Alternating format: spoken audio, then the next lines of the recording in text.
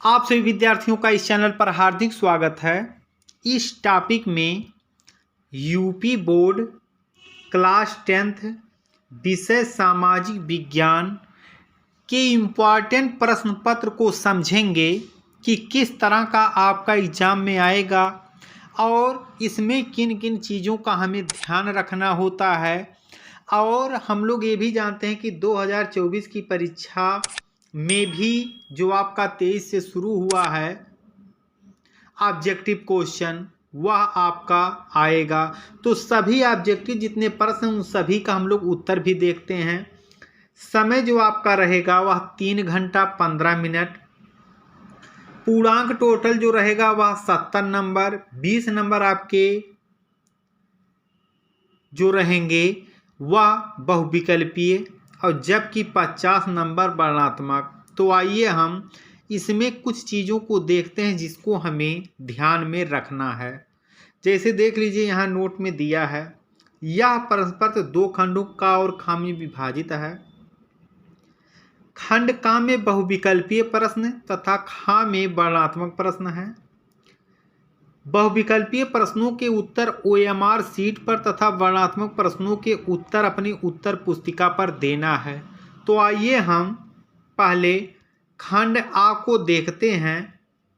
बहुविकल्पीय प्रश्न जिसमें का में खंड का जो है जो बहुविकल्पीय प्रश्न दिए हुए हैं। पहला क्वेश्चन है, आर्थिक महामंदी का प्रारंभ कब से हुआ? आर्थिक महामंदी का प्रारंभ कब से हुआ? 1928, 1929, 1930 या 1880। तो इस प्रश्न का सही उत्तर होगा 1929। अगला है, राष्ट्रवाद का प्रारंभ किस देश में हुआ? इंग्लैंड, अमेरिका, फ्रांस या रूस? तो इसका सही उत्तर होगा ऑप्शन नंबर सा, फ्रांस। तीसरा प्रश्न आपका है, ऑटो वन बिस्मार्क का संबंध किस देश से था? इटली, जर्मनी, फ्रांस या ब्रिटेन? तो तीसरे प्रश्न का जो उत्तर आपका है वह है जर्मनी। भारत में राष्ट्रपिता कहकर किसे संबोधित किया जाता है? महात्मा गांधी, जवाहरलाल नेहरू, सुभाष चंद्र बोस या गोपाल कृष्ण गोखले? तो इसका सही उत्तर आपका होगा महात्मा गांधी को। अगला है, जलियांवाला बाग हत्याकांड किस वर्ष हुआ था? वर्ष 1918, 1919, 1920 या 1921? तो इसका सही उत्तर होगा ऑप्शन नंबर बा, 1919। छठवां आपका प्रश्न दिया हुआ है, चौरी चौरा कांड किस वर्ष हुआ था? 1920, 1921, 1922 या 1925? तो इसका सही उत्तर आपका होगा ऑप्शन नंबर सा, 1922। अगला प्रश्न है, करो या मरो का नारा किसने दिया था? महात्मा गांधी, भगत सिंह, सुभाष चंद्र बोस या सरदार पटेल? तो सही उत्तर होगा महात्मा गांधी। करो या मरो का नारा महात्मा गांधी ने दिया था। अगला प्रश्न है, कार्न लॉ किस फसल से संबंधित है? बहुत इंपॉर्टेंट प्रश्न इसमें दिए गए हैं सब। कार्न लॉ किस फसल से संबंधित है? गेहूं, दाल, मक्का या आलू? तो सही उत्तर इसका होगा गेहूं। अगला प्रश्न है, भाप का इंजन किसने बनाया था? जेम्स वाट, जेम्स हॉपकिन, न्यूकामेन या बोल्टन? तो इसका सही उत्तर होगा ऑप्शन नंबर सा, न्यूकामेन। अगला है, किस राज्य में काली मिट्टी पाई जाती है? महाराष्ट्र, राजस्थान, गुजरात या झारखंड? तो महाराष्ट्र और गुजरात में भी दोनों में पाई जाती है, लेकिन सही उत्तर आपका होगा महाराष्ट्र। 11वां आपका प्रश्न है, मरुस्थलीय मिट्टी कहाँ पाई जाती है? राजस्थान, गुजरात, उत्तर प्रदेश या असम में? तो सब लोग जानते हैं कि मरुस्थलीय जो मिट्टी भारत में पाई जाती है वह राजस्थान में पाई जाती है। अगला प्रश्न है, सुंदरबन राष्ट्रीय पार्क किस राज्य में है? असम, पश्चिम बंगाल, मध्य प्रदेश या उड़ीसा? तो इसका उत्तर होगा पश्चिम बंगाल। और पश्चिम बंगाल में ही विश्व का सबसे बड़ा डेल्टा सुंदरबन का डेल्टा पाया जाता है।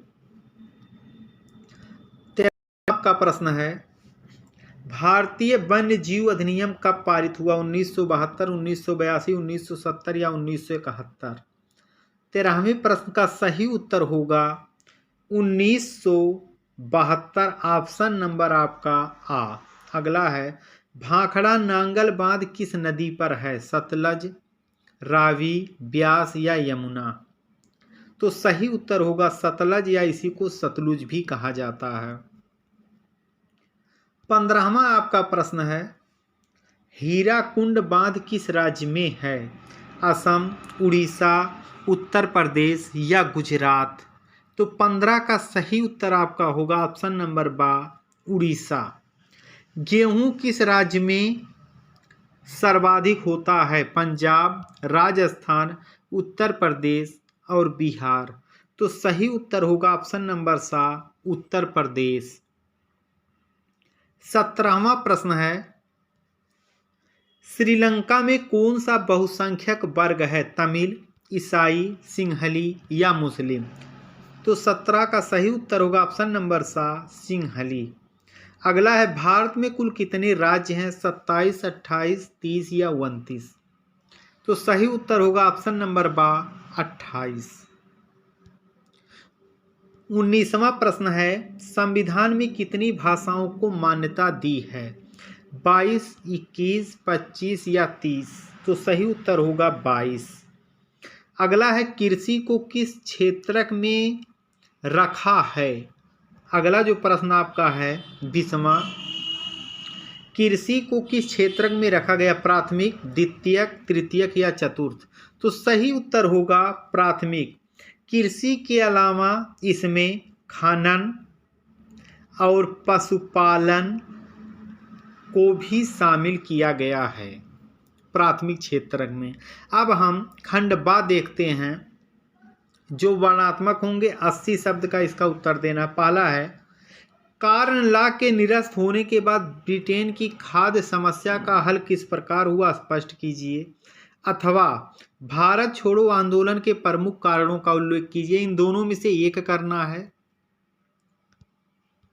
दूसरा है, लोकतांत्रिक सरकार की चुनौतियों का उल्लेख कीजिए। अथवा भारत में जाति प्रथा का राजनीतिक एवं समाज पर इसका क्या प्रभाव पड़ा है? इन दोनों में से एक आपको हल करना है, अनिवार्य है। तीसरा है, भारतीय कृषि पर वैश्वीकरण के प्रभाव पर टिप्पणी लिखिए। अथवा वाणिज्यिक कृषि की विशेषताओं का उल्लेख कीजिए। दोनों में से एक। और सभी प्रश्न देख लीजिए, उसी के सामने दिया हुआ कितने नंबर का है। तो यह आपका प्रश्न 4 नंबर का है। अगला प्रश्न है, उपभोक्ता जागरूकता हेतु कोई 4 उपाय सुझाइए। अथवा तृतीयक क्षेत्रक अन्य क्षेत्रकों से कैसे भिन्न है? सोदाहरण। इन दोनों में से एक कोई करना है।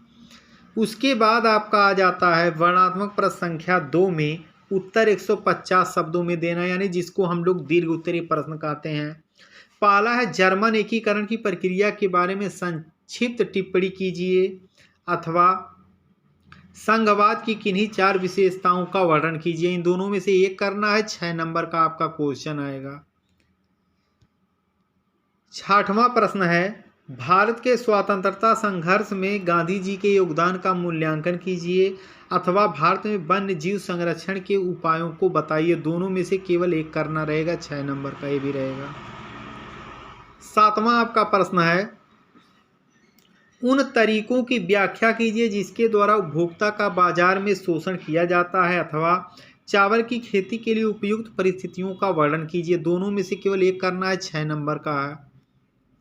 8वां आपका प्रश्न दिया हुआ है, भारत में विदेशी व्यापार की किन्हीं 3 विशेषताओं की व्याख्या कीजिए, अथवा संगठित एवं असंगठित क्षेत्रों में विभेद कीजिए एवं असंगठित क्षेत्रों के कर्मचारियों की समस्याओं पर प्रकाश डालिए। दोनों में से एक करना है, 6 नंबर का आपका रहेगा या। उसके बाद आपका आ जाता है मानचित्र संबंधी कार्य।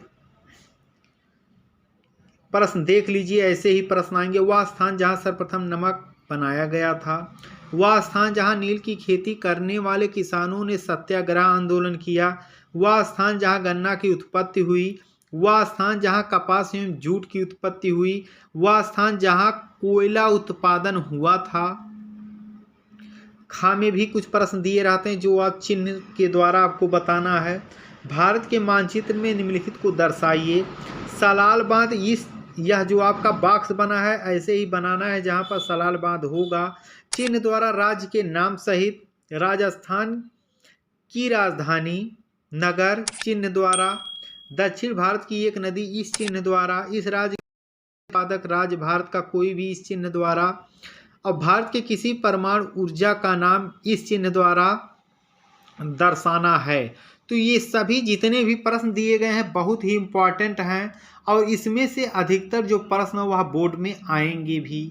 तो वे बच्चे जो इस चैनल पर नए हों कृपया चैनल को सब्सक्राइब कर लें, क्योंकि इस चैनल पर क्लास 6 से लेकर 12 तक के सभी विषयों की बहुत ही अच्छे से तैयारी करवाई जा रही है।